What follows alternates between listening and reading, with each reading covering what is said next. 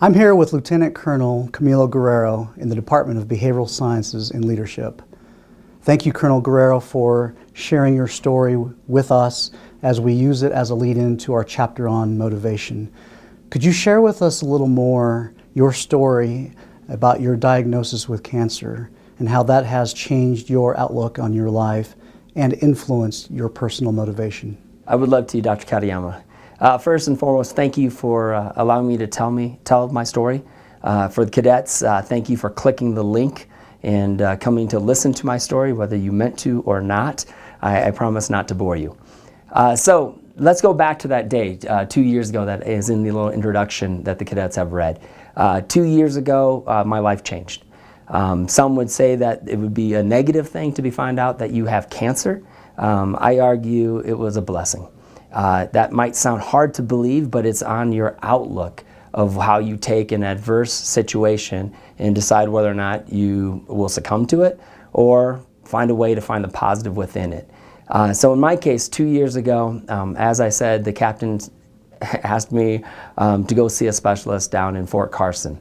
I did that with not really knowing what I was going into, but realizing this was probably not good given the kind of the severity of the situation. After the appointment with the specialist, I'll describe something that I hope that the 4 degrees will get to experience in their lifetime. Airmanship 490, a little plug for the jump program down at the airfield. I felt like I had just jumped out of a plane and I was tumbling out of control. I just couldn't put my feet on the ground. I couldn't find balance. What you'll learn in Airmanship 490 is a concept called arch. So when you find yourself in a bad position, what they remind you to do in training is to arch, arch, and arch. At that moment, when you arch your back, you'll find stability. It took me a good 24 hours before I could get my arch, where I was able to say, maybe this isn't the worst thing in the world. I smiled because I knew deep down this wasn't good either. But I got my arch, and one thing that helped me get that arch was my outlook. Again, I felt like I had a choice. I could look at this as it's over. This is it. My life has now completely changed. I'm no longer the person I was the day before. That was one option, and there were many. The option I chose at that moment, though, was there has to be something good within this. And that good was what I will call my purposeful living, why I do what I do. If we tie back to the chapter, I can say honestly over a course of 21 years of serving, there are many times I was extrinsically motivated. Maybe the next rank, the next job, the next assignment, the next location. Those were all things that I had tried to achieve and did my best I could, following the core values. But at that moment, something changed, and what changed was, why do I serve? Why do I do what I do? And I had a unique opportunity with the Medical Evaluation Board to put those into words. What is my intrinsic motivation for doing what I do in the United States Air Force? And a lot of it was you, the cadets, the 4 degrees, the 3 degrees, the 2 degrees. I teach the Core 310 leadership class, now being changed into the Officership 100, 200, 300, 400 series. And I take a lot of pride in what I do there. I take a lot of value of who I am by what I get to share with the cadets and what I get to learn from the cadets through those special 53 minutes that we spend in the classroom in Fairchild Hall.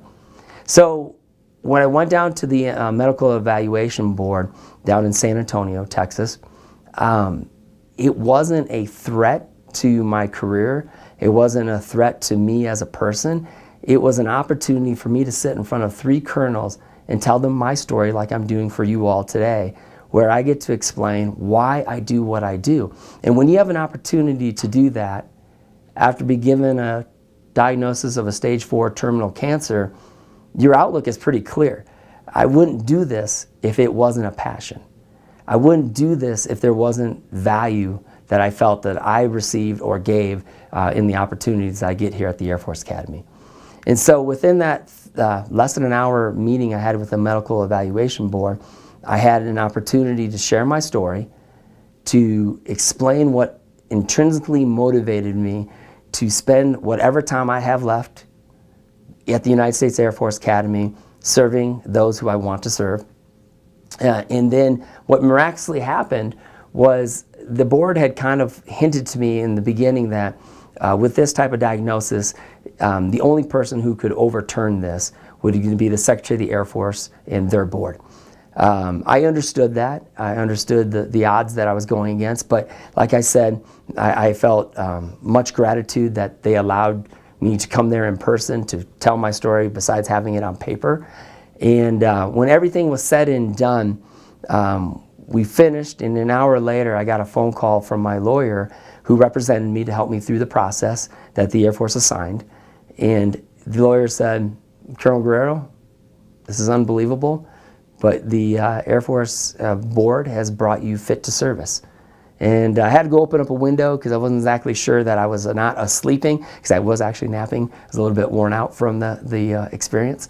And I was elated, unbelievably. It happened to be at the 20th anniversary of me graduating from the Air Force Academy. So I came back from San Antonio to Colorado Springs that Friday evening, met my classmates down at the Cheyenne Mountain Resort, was able to celebrate. I had not shared my cancer story with a lot of my classmates, so it was kind of an interesting, awkward situation to tell them the good and the bad of, yes, I have cancer, but oh, by the way, I'm doing what I want to do.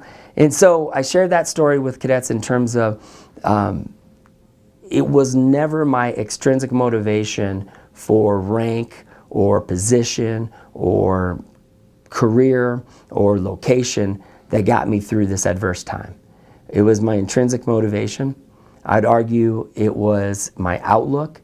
It was changing my viewpoint to, if you want to know how to deal with adverse situations, get through it positively, have gratitude. Be thankful for what you do have. Find the silver lining in the cloud that looks really horrible. And that's what I did. So fast forward to where we are now today. So here we are 2 years later into the diagnosis. I'm still doing what I love. For the 4 degrees who have read this article, there's so much about motivation to learn and to understand. I'm a very big fan of DC and Ryan's self-regulation theory. I utilize it in how I do my instructional design in my classes. But my biggest takeaway from you would be this. You will be motivated by extrinsic things while you're here at the Academy. It happens. Recognition, huge. Getting your car as a 2 degree. Graduation, your AFSC, the drop, all ring dance. Oh, these are wonderful, wonderful extrinsic motivating factors that you can put on your board, work towards those goals. But in your 4 years that you have here, you have an opportunity to find out intrinsically, why are you here? Why are you doing what are you doing? Should you be doing something more? And my passion comes to have been being out in the Air Force as a maintenance officer and seeing the wonderful airmen that you're going to lead. They deserve the best.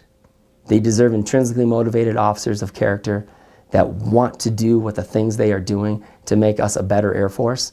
And I hope that by my sharing my story about the cancer diagnosis, my look at cancer head on and finding the best of it and making myself better because of it will motivate you to be motivated intrinsically versus the rewards.